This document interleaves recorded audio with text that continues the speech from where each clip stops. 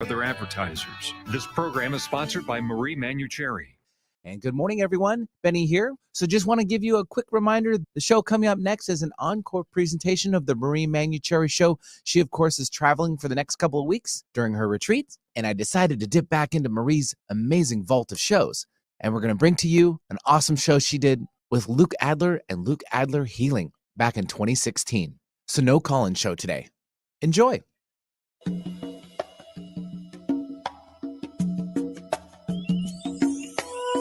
Welcome to the Manuchehri show, where energy and medicine meet. I will be your host for the next hour. I have over 19 years of healthcare experience and began my career as an energy medicine practitioner while working as an oncology nurse at a Seattle area hospital. My skill in moving energy combined with my medical background have been a catalyst for change in many people's lives. I hope the next hour will be transformative for you as well. Hello and welcome to the Manuchehri show. We are live here in almost gorgeous Seattle. It's going to be beautiful in a couple hours when all the clouds break away. In fact, it's so warm here all the time, isn't it, Benny? I believe so. Yeah. It depends. Well, last week we had a high and a low. We did. Yeah, actually rained for like days, which was so nice. Mm-hmm. Yeah, it was lovely. But I had to put air conditioning in my house this year. I know. I've lived here my entire life. I did too, actually. Really? You have a giant house, though. I mean, come on. It doesn't matter how big the house is. It's it gains that heat over time. And it's hard to you have like huge windows. You just open them all up and, you got this great circulation. All right. But at any rate, I've lived here my whole life and I've never had to have air conditioning. It's okay. Yeah. It is. I love it. Right. But it was kind of shocking. I think because last year was the sign. I think I bought maybe 9 boxed fans and other little fans, and I had them all over the house, and I was still sweating like a pig. So this year, you just broke down. I did. Yeah. Even my neighbor goes, I'm going to get air conditioning. I go, oh my gosh, me too. Dang it. Well, with equipment and technology, it's all in one device these days. Like they just put it in your yard HVAC, and you grow trees by it so that nobody can see the device. Yeah. And it's lovely. So the weather is paradise. Yeah, right. We do have a little paradise in the backyard, actually. We just we're going with the flow with the global warming here. Mm-hmm. The Northwest is actually getting a little bit of positiveness from it, but overall, we hope that the world calms down. Yeah. Right. In every way. Mm-hmm. Right. In every way. And so today I get to interview, one of my favorite things to do is to interview people who I believe are on the leading edge of thought. And today I'm interviewing someone who actually is helping people to calm down inside so that they can heal their beautiful body. The book is called Born to Heal, Heal Yourself and the World. And the author is Luke Adler. He lives in Eugene, Oregon. That's where my cousin lives, by the way. Oh. Hi, Deb. Yeah, she's way out there. Hey, Deb. And of course, a lot of friends and some former mentoring students live there as well. It's a lovely place, a little bit of paradise, Eugene, Oregon. I actually was in a workshop recently, and someone who lives in Eugene was complaining about the traffic. And I was like, okay, she doesn't even know what traffic is. You have no clue what. No. If you're having traffic in Eugene, just park the car and walk. You'll be there in 30 seconds. Anyway, it's pretty close. So we're having the pleasure of having Luke on the show today. So Luke is a superbly qualified practitioner of Eastern medicine and Western traditions. He lays out specific techniques, case studies, meditation exercises for self-discovery and self-directed wellness. Part autobiography, part guide to growth. Born to Heal is based on the belief that physical and emotional dysfunction originate from disconnection from our spiritual essence. Welcome to the show, Luke. Thank you so much for having me, Marie. I feel so honored. And Benny, you guys have such a lovely presence. So I'm happy to. It's pretty sunny down here in Eugene right now, so bringing some more sun up to the Northwest. You. Can we get a traffic update? Yeah. There is no traffic. Exactly. That's what I was saying. See what we're talking about. Yeah, here. This lady was just adorable because nowadays here, it can take me 90 minutes to get to Seattle. And you're not that far. I'm not that far. And I'm really, and that's okay. You just learn how to meditate in your car while you're driving, which I don't think your book actually recommends that. Definitely not. Definitely not. But. So you have, you're an acupuncturist and you specialize in Chinese medicine. Yeah. So can you just give us a brief overview of your perception of Chinese medicine? I know there are many facets to you, but why don't we start with that particular part of you? What drew me to Chinese medicine and what is really at the core of the medicine is this idea that all illness, all disease originates in the heart. you could say all illness originates in the spirit. And for me, that's what drew me to the practice. That's what has kept me studying and keeps me interested in delving deeper. And whenever I'm with a patient or a friend, I'm always kind of feeling into and thinking along those lines of, I'm taking into account the physical presentation, any labs or exams that I'm doing or I'm looking up, but ultimately I'm feeling into where the soul is stuck, and that's really the essence of Chinese medicine. That's the core of it. It's the idea that if you're unhappy in your life in any major arena, whether it's health or finance or travel or children, that it's going to begin to show up in your body at some point. Mm-hmm. And it may not be immediately, but typically we would say, it's going to show up in the realm of emotion or in the realm of feelings. And, because in general society really only condones feeling a few feelings like worry and stress. Mm-hmm. Everything else is kind of pushed to the background, and that's really the stage for inflammation, for autoimmunity, and of course, kind of the major epidemics of our time, these autoimmune issues and cancers and this kind of thing. So, of course, Chinese medicine is about much more than that. You have yin-yang theory and five-element theory and more complex theories than that. But at the basis of it, and the way that I practice is this idea of an imbalance in one's spirit. Mm-hmm. And I know that's, from talking with some of your colleagues and students that, I'm assuming that's kind of how you approach things as well, Marie. Yeah. I think it's all about vibration and frequency and beliefs and perceptions and all those lovely things. So do you also teach or I'm sure you've studied it because you love Chinese medicine, the 5 elements, so like the Qigong 5 elements? Is that something that you encourage people to do? I actually, the book Born to Heal, I used one of the models, one of the 5-element models. I missed that one. Where is that one? The way that I wove it in is rather than speaking about the elements, I spoke about the organ systems. Oh, okay, right. Yeah, because I wanted to make it a little bit more physical for people. Good. But there's a chart on, I think it's page like 284, 285, where I've linked up the elements with the organ systems. But essentially, yeah, it is the 5 elements. It's just I wanted to make it a little bit less esoteric and easier for people to grasp. Oh, that's lovely. No, that's absolutely beautiful. Yeah. I love doing the little poses, the animal poses, if you will. I just think they're so fun. And you can actually feel the channels in your body open up when you do them. It's quite amazing. It's powerful. It's lovely. It really Very is. Powerful. So when I was reading your book, one of the things I noticed, like you asked some of those tough questions. Your book isn't for the faint of heart. Let's put it that way. Agreed. One of the questions you ask about, of course, is the childhood. We're in the liver aspect in that particular chapter, and you're asking about parents. So which one of your parents are you the most still angry at, basically, and how's it going? Basically, right? Exactly. Mm-hmm. And so when you're working with your clients, a lot of it seems to return to childhood. Is that your perception or belief or just an experience? I mean, I think that could be a starting place. I don't tend to work with that model, regularly, but if we stretch the context in this idea of, even kind of beyond this life, I like to look at it more as an energetic. So if the masculine is kind of that more dominating, repressive energy, and then you've got the kind of feminine wound that's maybe, extra passive, then or subservient, then the imbalance of those two polarities, yin and yang, or feminine and masculine, are going to absolutely reveal in the body. So if I talk about dad and mom, it's a way to start to activate that energy and see where someone is incomplete around their expression of their masculine and feminine power.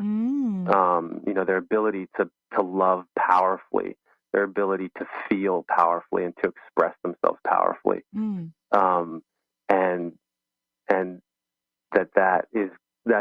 something that, if we talk about mom and dad, it's going to be right there at the surface. Right. Yeah. People usually react pretty quickly. Or, one of the fun things is noticing where people shut down too, Exactly. where they completely, everything's fine, and don't really venture into that place. So you've been meditating for 20 years. I have. I mean, to me, it's completely normal, but I started meditating when I was 13, and started having, quote unquote, spiritual experiences or experiences of my divine nature or the divine nature, one could say. Right. And once that happened, it was like these primal questions of who am I? Why am I here? What am I here to do? They were answered at a kind of a very young age. So, the practice has really been my grounding, my cornerstone, the foundation for everything I do. And, for me, we have the kind of the experience of expansion, the experience of transformation, and then there's the kind of the living out of it, the study of it. And so for me, meditation, breath work, qigong, tai chi, prayer, whatever spiritual practice that you like, I believe it's important to have something in your life that is connecting you to that aspect of self and that is strengthening it in the same way that you would go work out at the gym. We can work out our bodies energetically and hold the light in increasing ways. So, to me, that the practice of meditation and other practices have certainly refined over the last few decades. But they certainly connect me and strengthen that connection to the light, to spirit, to whatever you want to call that. What I really enjoyed reading about your meditation practices that, and from that young age is how you could begin to see the divine in each person, because that's truly how we help people to heal, right? Is to, hold their essence in a way or mirror it back to them, remind them of their magnificence, So I really enjoyed that part in the book where you talk about your ability to see the divine in each person, their light, their omnipresence. Because, as a healer, that's one of the things we're doing is just reminding people of their true sense, their true essence, right? Yeah. So that was really quite lovely. Yeah, beautiful. So tell us about the sequence of separation, because that's something that's in your book. Yeah. Yeah. Yeah, the sequence of separation is a term I coined to really describe this ancient 5-element sequence that you mentioned earlier. And I discovered it kind of spontaneously, leading a retreat 5 or 6 years ago.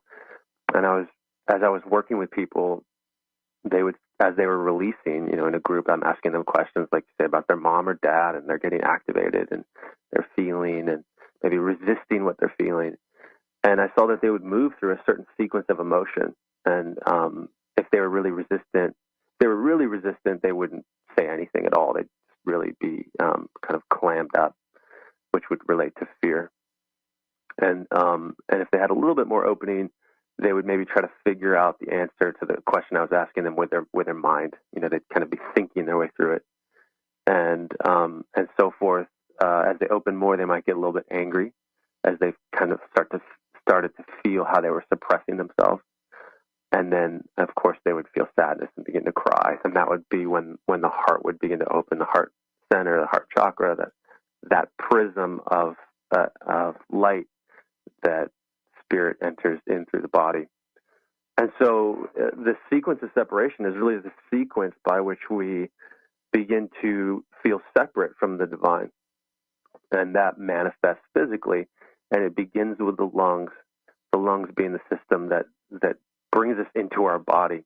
We inspire, we breathe, and we have this sense of being embodied. And of course, the first thing, Marie, that happens when we feel threatened or we feel unworthy or we feel not good enough is we hold the breath, we stop the breath, we slow the breath down, and we try to disinhibit the ability to bring life into the body. We refuse to feel what we're feeling. So the sequence of separation depicts this movement from the lungs, the liver, to the spleen or the digestive system, to the kidneys, and all the while the sense of connection to the divine through the heart is we could say it's suppressed, and we begin to feel separate. Mm-hmm. I could kind of go on and on about it, but that's kind of just a light look at it. And really the entire book, Born to Heal, goes through that process. And I illustrate it so that we can gain awareness as to how we get stuck, why we get stuck. And the way we get stuck is patterned. There's a certain emotion that we have trouble feeling. It's connected to a certain type of unworthiness. It begins a certain realm of behavior that's usually polarized. Mm-hmm. So if we're really afraid, we can become very rebellious and kind of fear in the face. Or maybe we become very conservative. We just want to abide by every rule, and are kind of very uptight in a certain way. So as we become aware of how we feel separate, we can of course, choose to stay open and mm-hmm. choose to stay connected. So it's a big part of the book is really this self-inquiry into how do I get stuck, and how does that show up in my body? Because it does. It shows up in a physical way. There's symptoms that arise as we feel kind of more separated from our sense of connection to the light. Great. So we're going to take a break here on the Marie Manuchehri Show, and we'll be right back.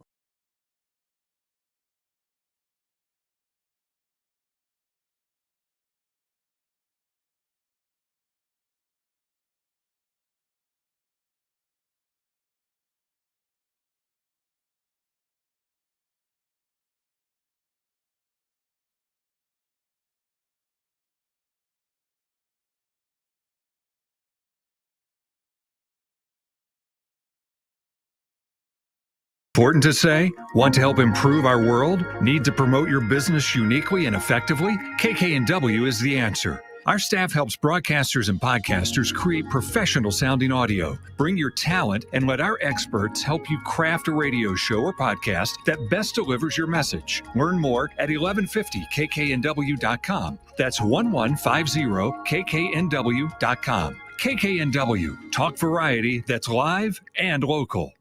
Hello, this is Marie Manuchehri, and this fall I have a brand new class coming up, 8-week course called The Soul's Journey. And in this powerful, fun, amazing class where we all come together once a week for 8 weeks, you will learn how you are forever a soul, extremely wise and adventurous, curious above all, that you have traveled throughout space and in many different realities for centuries. Your soul knows the worlds beyond Earth in detail and wishes for your human awareness to become familiar with its path. Join me and discover what unique life forms live in other dimensions. Learn about the laws that govern the universe and tap into your soul's desires for this lifetime and so much more. This class will begin September 25th through November 13th. Go to energyintuitive.com for more. Alternative Talk 1150. It's good for what ails you. This statement has not been evaluated by the FDA. And good morning, everyone. Benny here. So just want to give you a quick reminder. The show coming up next is an encore presentation of the Marie Manuchehri Show. She, of course, is traveling for the next couple of weeks during her retreat. And I decided to dip back into Marie's amazing vault of shows. And we're going to bring to you an awesome show she did with Luke Adler and Luke Adler Healing back in 2016. So no call-in show today. Enjoy.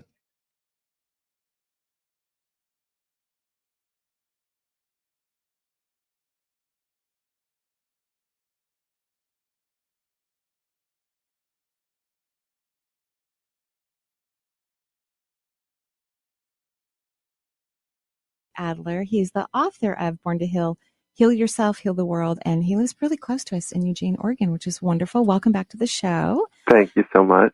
I was reading, parts of your book. I love the fatigue exercise. I think that's a really big deal, right? Sleep and getting enough rest. And so you ask, this is one of the ways that you are helping individuals to figure out what's going on with them or what's not going on with them.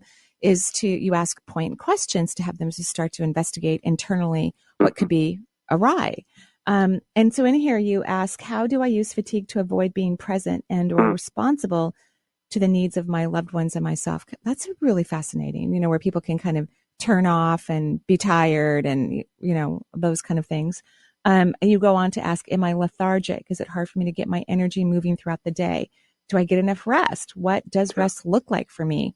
When is the last time I had a deep restorative sleep? These are really good questions. Thank you. Right. Why do I push myself so hard? What unconscious fear do I cover up with my busy schedule? That's a really good question. Yeah. So once you have, someone diving into these questions, then there's exercises for them to move through them. Right. Right. Okay, great. So maybe you could give us an example, like if someone, said, let's see, okay, that lethargic one, I think that's really interesting. Am I lethargic? Is it hard for me to get my energy moving throughout the day? So what would be their next, let's say they say, yes, I am lethargic. I'm kind of numb through my day. How do I get my energy up? I think it's like a page or two later, maybe 2 or 3 pages later, I talk about just going for a brisk walk or going for just kind of a light jog and just kind of testing the body and seeing, is the fatigue there from stagnation and I just need to move and get oxygen and blood flowing through my body? Or is there true fatigue where the system's really depleted and you need to sleep? You need some downtime. You need to turn the screens off and close your eyes and be in a dark room and rest. And so that's kind of like the test to see what's really going on. And of course, if you need to sleep, then there's just a certain accountability getting rest. And when we don't do it, then my sense in general is that there's probably something that we're upping with the busyness, with the lack of taking space to do the work of feeling what's there.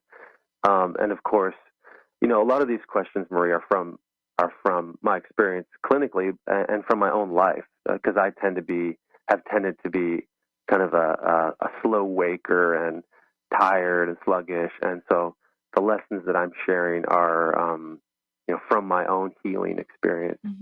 And, we could go deeper into it, like taking the stimulants and sedatives out of the diet, taking the caffeine out, taking the sugar out, and letting the endocrine system balance itself again. Right. Yeah, it's very helpful for good rest, right? Yeah. It's quite phenomenal. Yeah, lovely. Right. So what is one of your favorite stories in the book? Do you have a favorite? Oh my gosh. There is a favorite. It's probably the most, when my wife read it, she was like, you have got to take this out of the book. Like, you can't talk about your bowel movements in the book. But it's a really funny story. Some of my friends that have read it have said, like, oh my God, I can't believe you put this in the book. And we've heard worse here before. So I think you're in the clear. Yeah. I mean, my feeling was, for the book to be effective, I had to reveal everything about myself. Sure.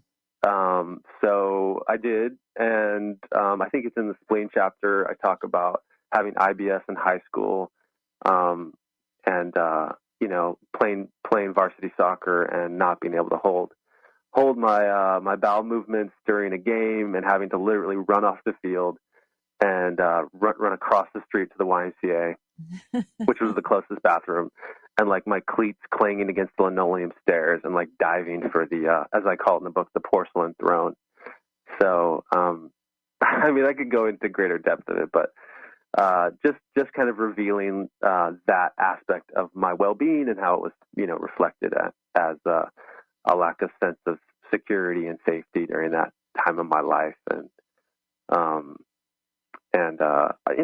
I think it's really funny. But yeah, no, I think it's good to share those, really intimate, details about our personal life. I think that's important. I think people enjoy that and appreciate the candidness of something so sensitive. Not to mention the fact that, having sensitive intestines is where our awareness is in the health and healing industry, which is fantastic, which is wonderful. One of the reasons why I love autoimmune diseases because they're not easily cured in conventional medicine. In fact, they usually have more adverse effects with conventional, medications. Not everyone. Some people actually do benefit from, repressing their immune system, but I think that's a very small percentage of individuals. Right. And so because we have so many people who are having immune issues to some degree, and everything goes down to the immune system anyway, when we look at healing, it's forced people to seek holistic medicine and to, find out the root causes, because most holistic practitioners are looking at the emotional component first and foremost, not necessarily all the symptoms that are happening initially. And then it's helping us to learn how to be healthy people. So I think it's great to share those kinds of stories. I think that's really lovely. No, thank you. Mm-hmm. Yeah. So did you play soccer for a long time? I did. Yeah. I mean, pretty much since I was, 4 or 5 until I was 19. Mm-hmm. And so that was a big part of my life. That kind of, I guess it was pretty competitive, and there's a lot of discipline to it, and kind of a team emphasis.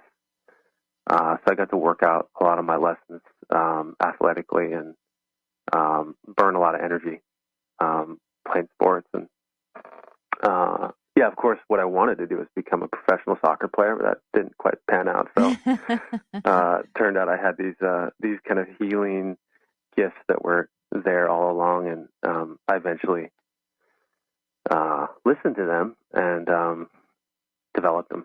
Mm-hmm. Yeah. So in the book, you call you have a whole area about the law of spiritual bypass, right? So could you explain that for us a little bit? Yeah, I mean, again, this is something that I experienced in my own life, and it was probably more in my early 20s. There's kind of this sense of wanting to skip ahead of certain life lessons, and I think in the book I use the example of I was in Spanish 3 in high school, and I wanted to be an AP Spanish. I wanted to skip Spanish 4, and I did, and it was a disaster. I was just completely over my head, and people were basically fluent, and I couldn't really comprehend anything the teacher was saying. So it was kind of more of a worldly example of just skipping a stage, wanting to be kind of maybe more at ease around certain issues than we really might be. And I think a good example of that is having the intention to go home at Thanksgiving and just really not wanting to be bothered by what mom says, dad says, and of course that resistance to the resistance creates the energetic environment for some kind of upset to happen. And there's just freedom in accepting where we are in life. Like I have problems with, this kind of energy. I have problems with anger. I have problems with sadness. And, of course, rather than suppressing it, just owning it and working with it. And, there's just a certain sobriety to accepting, where we might be financially, where we might be in our relationships, where we might be spiritually. And to me, they're all kind of one and the same. So, in the acceptance of where we are and how accountable we are to any area, there's a freedom to actually moving forward, as opposed to, if we're kind of in a fantasy or maybe denying where we are, then we really don't move forward. We're just kind of maintaining this illusion. Mm-hmm. So in other words, you're talking about acceptance, you're just accepting where you are. It's okay, not pushing yourself. And how does manifesting in high vibrational energy, how does that come into play? Because of course, I agree. Acceptance is lovely, just to sit in the awareness of where we are right now in our in our life and our wellness. But then also, visualizing and, because what if AP Spanish was around the corner, so to speak, through vibrational shifting? Because I think that can actually help the body heal very, very quickly. Is when we imagine we have a healthy liver. I think perception is such a big part of the healing process. Even imagining that our childhood was very different, because once the perception sets into place, that it begins to, because everything is perception, right? Right. So as a perception about a childhood event, if it sits in our body for a long time, and some people even actually overthink things that happened when they were 5 or 6 or 8 or 9 or 10 or whatever, 12. And in truth, the higher self, the higher self of the parents, of the child, of the grandparents, and of everyone who truly aren't even real family anyway, not really, we're all souls, that higher self of each person really wishes everything were beautiful and gorgeous and phenomenal, and that we'd all shown up loving and forgiving and understanding. So, I really love the idea of holding the energy that actually happened. So in a way, we're kind of bypassing or tricking, if you will, the perception that's lowering the vibration of the immune system or a certain organ in the body, especially if a person's already looked at the low frequency of what they felt. Not necessarily someone who's in denial, although I'm be curious for some case studies for that to see if we can just kind of move on through things without even having to go really deep into the negativity of what our perception of negativity anyway. But to be able to hold the perception that we had an amazing childhood, or that you are fluent in Spanish, what kind of life altering, experiences would we have then? Is that something that's a part of your experience too with your clients? Once you get them to a certain point where their body's healthy or whatnot, is helping them to vibrate into this new reality. Yeah, absolutely. I'm glad that you said it the way that you did. I was thinking, I kind of got a download of that this morning as I was driving to work. And the way that I describe that is this practice that I call heart melting.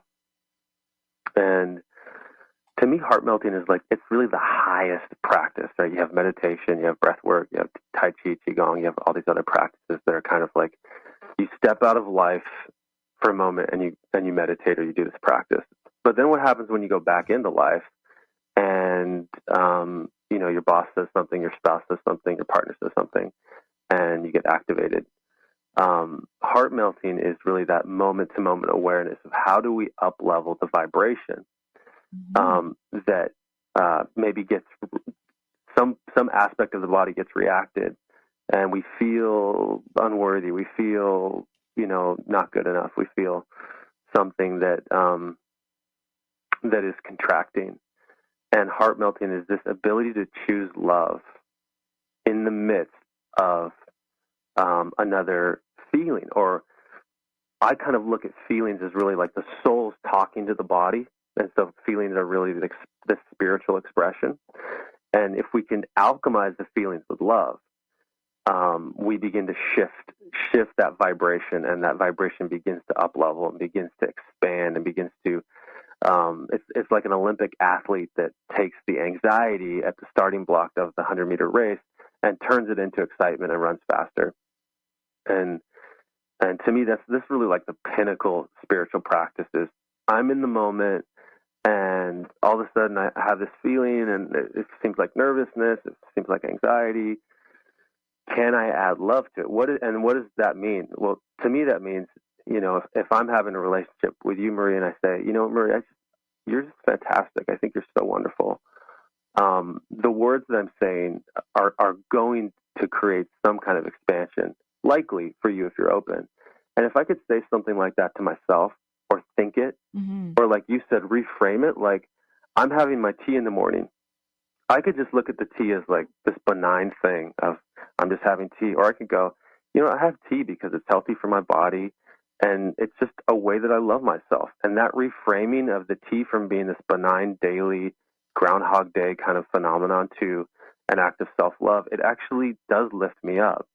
And there is this sense of upliftment and expansion and healing that happens. So this is kind of where most of my work is heading, is really training and teaching people how to love themselves and how to reframe everything that they do in their lives as an act of self-love and self-respect. And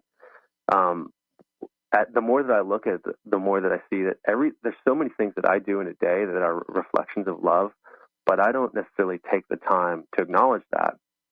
And as I acknowledge it, I actually experience a sense of peace and love. And of course, I can then offer it to other people. And and it can become even more powerful. Mm-hmm. But if I'm only offering it to other people, and then I'm like expecting it from other people in order for me to feel good, then I'm still at kind of the mercy of, this kind of deficit, this feeling of separation. Mm-hmm. And so if I can bring that divine, that uplifted higher energy to myself just by reframing simple acts or a major act. I'm like, my childhood was so terrible. It's like, well, maybe it wasn't. Maybe it was like all the lessons I needed in order to be strong and powerful. And so I completely agree with you. And for me, that idea, it's a practice. It's not necessarily something that we're just perfect at. It's just we practice it in the moment, and as we can sit with the discomfort of something and add love to it by thinking, saying, or doing something that reflects love, then that vibration changes immediately. Yeah, I think love is the most transformative energy there is. Yeah. And so if there's anything going on in anyone's life, and this is the challenging part, is to be able to get out of the anger, the frustration, the disappointment, the pain, whatever it is, and to actually move into a state of love about the situation, because that's what's going to transform it. So if someone has a job they don't like, they're not happy with their partner, they are disappointed with their resources, and as we stay in the energy of the frustration or disappointment or anger and all of those things, we're actually feeding that part of our life more of those same qualities, right? Totally. Which there's nothing wrong with that. That's perfectly fine. You can learn a lot, by understanding frustration or anger or disappointment. You can learn a lot about anything, of course. But what I think is really fun is that first and foremost, when you start to send love to yourself or your life or a situation, you immediately feel better. Immediately, which is the goal. We all just want to be happy. That's what everyone wants. And so the vibration in the body really starts to increase, very, very, very fast. And then what happens in that transformation is we start sending love to the situation. And if we can, get out of our minds and not try to figure out how it's going to be resolved, which is huge for the human race. Yeah. Huge, I believe. Then magic happens and the most incredible things come into view that shift that situation into something that's lovely and fun and exciting and exactly what we want. So, I think energy and love and frequency, all of that is just exactly where we are in the human growth of consciousness and spirituality and awareness. And yes, of course, loving oneself is a daily, moment by moment practice that, really paying attention to one's internal thoughts and catching the criticism and disappointment or whatever's going on in the head. And then, loving ourselves in that moment, I think is really cool. I think that's a really great idea. Yeah. Yeah. Really very great. Powerful. Yeah. Very, very powerful. So we have a caller. Who do we have, Benny? Alexa from Seattle. Welcome to the show. Yes. Hi. Thanks for taking my call. I have a question for you guys, I guess especially Luke. I'm wondering how your theory and book or perspective might be able to be applied to somebody who has trouble focusing, like someone who's been sort of, I don't mean to use this term, but just for the purposes of communicating, has ADD or dyslexia or some kind of physiological condition that keeps them from having trouble, just being in the moment. I know that, there are that Qigong and meditation and certain spiritual practices can certainly help, but I'm wondering, there's always that piece of changing the habit or calming to a point of being able to stay focused. And I'm just wondering if you might be able to comment on that, because I find your work in this conversation that's going on today really interesting. Mm-hmm. It's not for me. It's just in general. I do a lot of work in home with people. I'm a nurse assistant, and I'm a Reiki practitioner, and I just find that I do come across this every once in a while where I'm trying to help someone to focus, and they can do it, and they just tell me themselves, too, that they're just struggling because it's real hard to just stay on track. Yeah. Go ahead, Luke. Yeah. You want me to start, Maria? Sure, you go right ahead. I think there's really two things there from my experience clinically, and that's the first thing that Maria and I were just talking about, and that's love. I found that when I was working with patients and trying to teach them meditation or trying to teach them breath work, trying to put them on a cleanse, the ones that couldn't focus, the ones that were resistant in different ways, they would kind of do what I asked them to do up to the point of where it was about to work, and then they would stop. And it wasn't until I burned out after a year or two of really trying to do the work for people that I gave up and decided really the only thing I can offer this person is just my love. That's it. I can't fix them. I've exhausted myself trying to. And it was so fascinating. The second that I had that realization, the very next time I saw the patient, they were happy. They were like, I don't feel depressed anymore. These were like clinically depressed people. And then I could start to teach them meditation. So for me, in my experience, it was, as a healer holding space, it was just starting from a place of really unconditional love, and that whatever pace they wanted to go at was just fine with me. And I work with, schizophrenic, bipolar patients, and I've found some of the most, ill people transform first from love, and then they seem willing to try almost anything. If they do a cleanse, they'll do meditation. And then the second comment is that kind of meditation that I teach is really designed for people who have really busy minds. So their mind, we actually use the mind the busyness of the mind to help find the peace and the beauty within. And the principle is this idea of that the mind is always looking for beauty, and it will not stop until it finds beauty. And the thing that is most gorgeous and that is most astonishing is to behold the light of your own heart. And so by using a certain mantra, a certain tool, the vibratory tool of the mantra allows the mind spontaneously to turn within and to begin to recognize this effulgence, this expression, this spark of light within. So there's, of course, a lot to it, but essentially the meditation is designed for people who have this very busy mind, and that we use the busyness in a certain way to cause this expansion.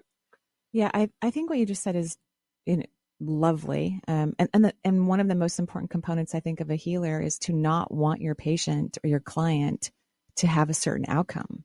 When I walk into a room to see a client, first of all, I know nothing about what's going on with them. I choose not to know. That's why I have an assistant who answers the phone and makes all my appointments, so I don't know what's happening, because I don't want my logical mind to get in there trying to fix something or trying to prevent something or try to figure it out. I want to be in an intuitive space. And when I walk into a room, and you wrote something very similar to this in your book as well, Luke, I want to feel and sense my client whole and healthy and completely well. That's my job, is to hold that energy of their existence without any disease, because that's the truth of them anyway. And their highest form of frequency and vibration, they are completely healthy and well. And when we are worried about clients and stressed out about them, or we want them to have a certain experience, we're actually not helping them. That was beautifully well said. And we're going to take a break. We'll be right back.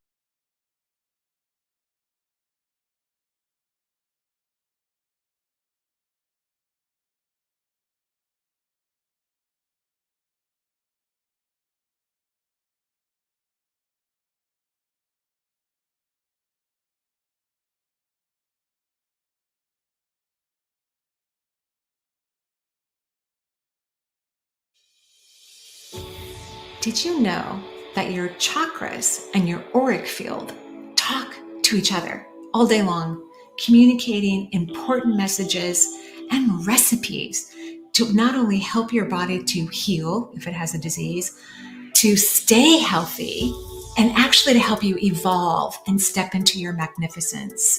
Within the aura are layers and layers of color and unique descriptions of vibration, like clouds and strong structures embedded within these beautiful fields that surround you, that head out for miles and miles potentially.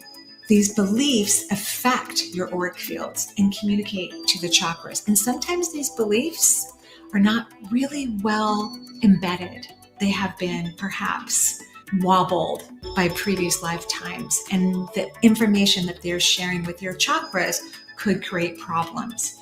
Join me for a lovely 12-week course on the dance of the chakras and the auric field.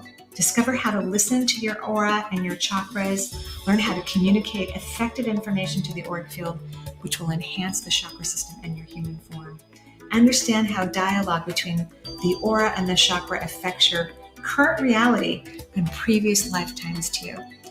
I talk to the chakras and the auric field in every session I'm doing, mostly mental telepathically, and you can too. So join me September 27th through December 20th and find out how to connect and communicate to your gorgeous, phenomenal, and powerful energy system. It's already talking to you, and you are going to want to know what it says.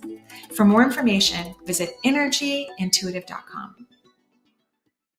Make it a great day. Keep your dial on Alternative Talk 1150. And good morning, everyone. Benny here. So just want to give you a quick reminder. The show coming up next is an encore presentation of the Marie Manuchehri show. She, of course, is traveling for the next couple of weeks during her retreat. And I decided to dip back into Marie's amazing vault of shows. And we're going to bring to you an awesome show she did with Luke Adler and Luke Adler Healing back in 2016. So no call-in show today.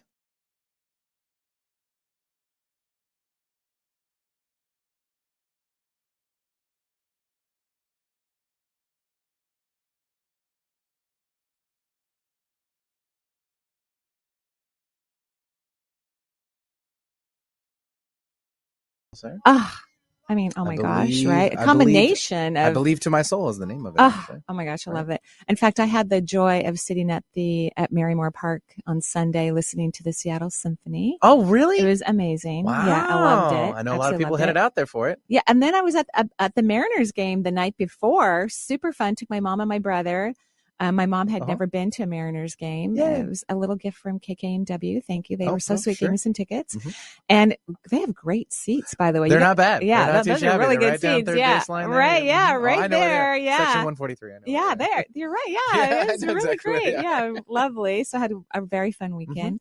So, of course, we're back in the studio, and I'm interviewing Luke Adler. He's the author of Born to Heal, and Luke is a board-certified acupuncturist and Chinese herbalist, and, of course, a beloved healer and teacher who leads his students to discover and translate their experiences of love into meaningful restorative actions. Luke is also teaching a retreat this weekend and, of course, has another course going on this summer. You can find more about what he does at lukeadlerhealing.com. So why don't we go ahead and go to the phone line? He's a busy guy doing a lot of healing, right? Yes, absolutely. All right. Why don't we go ahead? Sure. Tara from Brooklyn, New York. Hi, Tara. Hi, Marie. How's New York? It's sunny and beautiful, actually. Lovely. You know, I am working, Justine and I are working on teaching a class in New York. We're just looking for a venue. So any ideas? I think you sent us something, didn't you? Or somebody else? I did. Yeah. I hope that ends up working out. Yeah. For some reason, they're just not calling me back. I don't know what the deal maybe is. I'll send an email. Yeah. Could you? Yeah. Get on that for us, Tara. Yeah, we appreciate that. I loved that venue. That's a cool venue. If of course they have the space and the time to allow a workshop to be hosted there. They don't know what they're missing if they don't get Marie there. I would love to be there. Right? Yeah. So Tara, what can I do for you? And thank you for all your help in the past. I really appreciate that. Of course. Yeah. Well, I am about to go through a big transition. I'm actually moving out of my apartment that I share with my boyfriend. Oh, really? Which is scary, but it feels like the right move to take a little space. Wow. I'm very proud of you, by the way. Thank you. Yeah. So, yeah, of course, with that, I'm kind of like questioning lots of things. So just any like general reading, general wisdom would be awesome. Sure. So, Luke, when someone's in a transition like this, you know, like moving away from a partner, moving out on their own. So do you have any recommendations on how to move through that? I mean, these kind of experiences, it sounds like, Tara, it's an experience that you're choosing voluntarily, and at the same time, there's the mix of, some sadness and letting go. And of all the experiences, letting go is certainly probably the most challenging of all human experiences.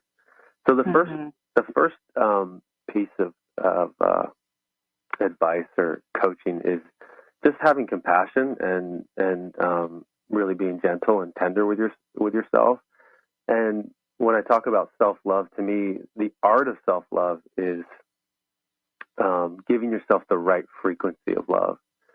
So, at times we need to be courageous, and at times we need to be adventurous, and at times we need to be gentle. And to me, the frequency that would be most appropriate, at least for now, would be compassion and gentleness and tenderness, and just allowing yourself to have the space to grieve and just honor all the beautiful things that you learned with your partner.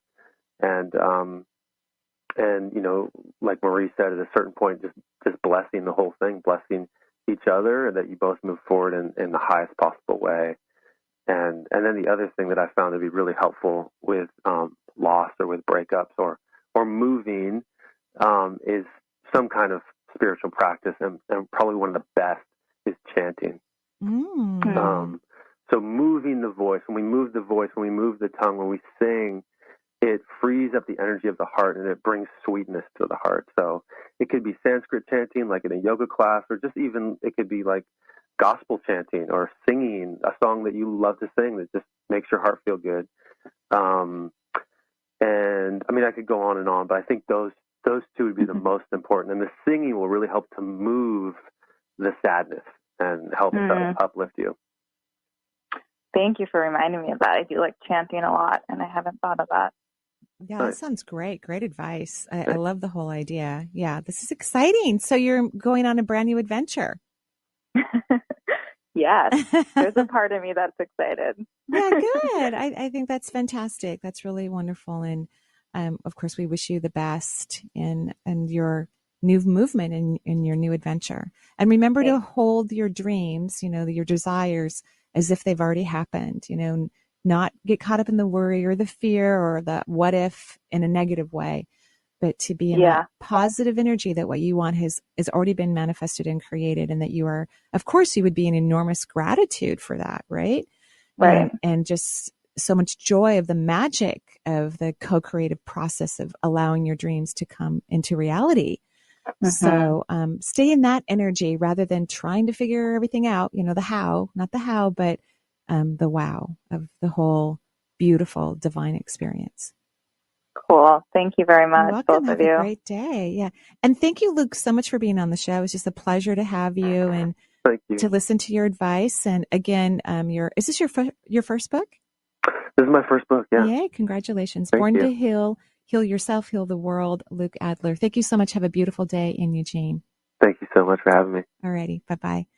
And so for the rest of us, just letting you know that I do have some workshops coming up. Our Spain retreat is so close to being full. So if you are on the fence, you need to dial that number because we don't have very many spaces left. We're going to actually talk to the retreat person today on Skype to see if there is any more potential space that we're not aware of on the beautiful facility. But we're very close to having a sold out retreat, which of course we're grateful for. And so make that phone call if you're on the fence, because we got a few people on the fence. So hopefully somebody will make some decisions. What could we do or say to get them to pull the trigger? It's exciting. There I you feel go. so That's what you honored got to do. Blessed that we have, months before our retreat, we have it sold out basically. So I'm really thrilled. And in August, I'll be teaching Mystic Career Development, beautiful course. And one of my favorite, people, Victoria, who has been a mentoring student. She actually owns a yoga studio, her and her husband, in Portland, Oregon. She's going to be teaching yoga throughout the retreat to actually take the information about, how to create your mystic career, or how to make your career that you have mystical, which is one of my favorite things to do because magic is everywhere. Maybe you have a mainstream job, but you want it to be mystical and fun, which is healthy and normal. Through the lecture and then the yoga, we're going to be imprinting information into your cellular body so that the vibration can quicken and you can have better results faster all the time, which is really, really quite fun.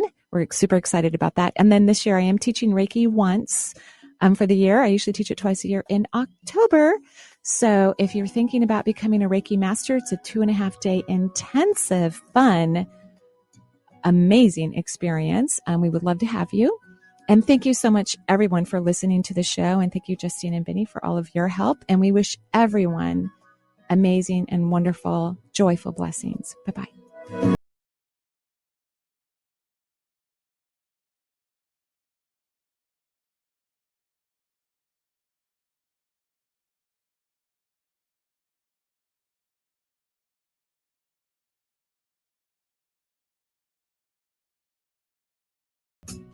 The views expressed